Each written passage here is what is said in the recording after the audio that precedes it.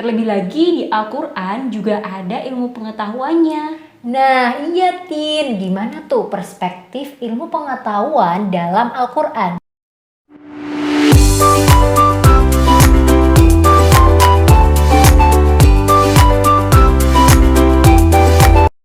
Welcome to Fatina Fun Talk with Atina. and Fatiha Assalamualaikum warahmatullahi wabarakatuh.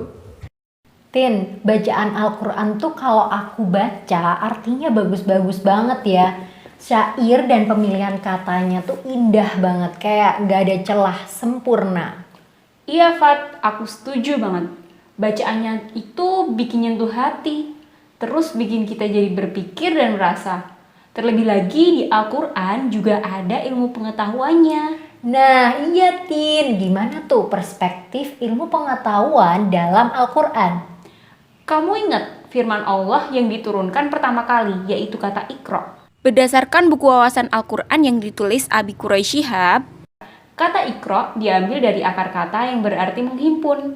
Dari menghimpun, lahir aneka makna seperti menyampaikan, menelaah, mendalami, meneliti, mengetahui ciri sesuatu, dan membaca baik tertulis maupun tidak.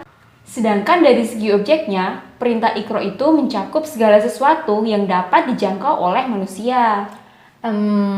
Berarti firman Allah itu tuh meminta kita untuk membaca dan menelaah, tapi bukan cuma bacaan, namun juga apapun yang bisa dijangkau manusia gitu kan? Betul, Fat. Salah satu yang pernah kita pelajari dulu pas biologi SMP, kita belajar tentang terciptanya manusia, bertemunya antara sel sperma dan ovum di ovarium, lalu berkembang menjadi zigot, kemudian menjadi embrio, janin. Nah, itu semua dijelaskan dalam Quran Surat Al-Mu'minun ayat 12-14. Allah menciptakan manusia dari saripati yang berasal dari tanah, lalu air mani yang disimpan dalam tempat yang kokoh yaitu rahim, lalu jadi segumpal darah, jadi daging, dijadikan tulang belulang, lalu tulang dibungkus dengan daging dan dijadikan oleh Allah makhluk yang berbentuk lain, yaitu manusia, yang wujudnya beda sama sebelum-sebelumnya. Nah bener banget Tin, aku tuh dulu pernah dapat pelajaran kayak gitu, dan ternyata yang kayak gitu tuh ada ya di Al-Quran. Keren banget sih Al-Quran itu. Yo, Ifat.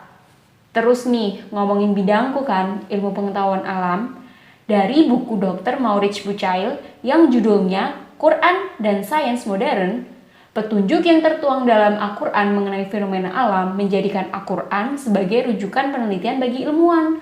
Maka, penafsiran dari kitab suci Al-Quran berkontribusi dalam kemajuan ilmu pengetahuan alam. Kalau dipikir-pikir iya ya, bener banget tuh. Kayak misalnya di fikih Islam itu sendiri, kalau dijalanin kayaknya rumit banget. Padahal sebenarnya dalam kita ngejalanin itu ada makna tersendiri. Kalau ditelaah lebih dalam dan itu tuh bakal bermanfaat buat manusia kan.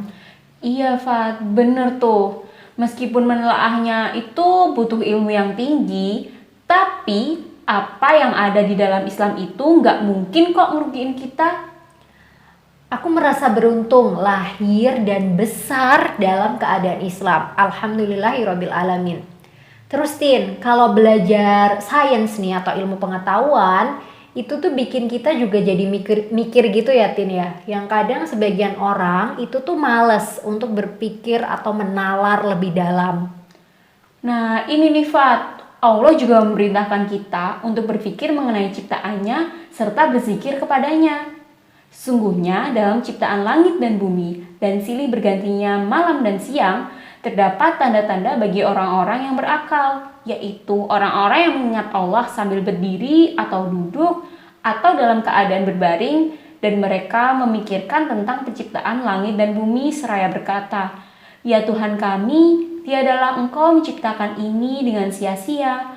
Maha suci Engkau, maka peliharalah kami dari siksa neraka." Itu ada di Quran surat Ali Imran ayat 190 sampai 191, Fat. Iya juga ya. Berarti harusnya kalau kita mengamati kemudian memikirkan tentang penciptaan Allah itu bisa bikin kita jadi orang yang tambah bersyukur, dan senantiasa meminta sama Allah agar menjaga semua yang sudah diberikan Allah ini ya. Iya Fat, kalau kata Pak Agus Purwanto dalam buku Nalar Ayat-Ayat Semesta, inilah yang membedakan ilmuwan muslim dengan ilmuwan lainnya. Perpaduan antara zikir dan pikir. Zikir dilakukan dengan mengucapkan kalimat zikir, yaitu tasbih, tahmid, tahlil, dan lain sebagainya. Ataupun dengan jiwa kita yang selalu tersambung dengan Allah, selalu mengingat Allah. Sedangkan pikir, kita mengamati, merenungi atas fenomena alam dengan berbagai pola dan keteraturannya sebagai kehendak Allah. Mantep jiwa deh, mantep kolbu banget nih. Berarti hikmah belajar sains itu bisa sekaligus menjadikan kita hamba Allah yang baik karena mau mentadaburi ajaran Islam itu sendiri ya. Iya, setuju banget aku Fat.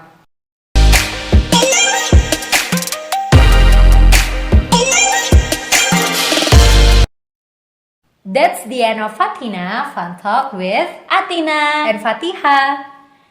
Kalau teman-teman ada masukan, saran, dan pertanyaan, silahkan tulis di kolom komentar atau DM Instagram kami di @atinarhmwt atau @yus.tia13. We are Fatina, ilaliko ma'asalamah. Have a blessed day. Wassalamualaikum warahmatullahi wabarakatuh.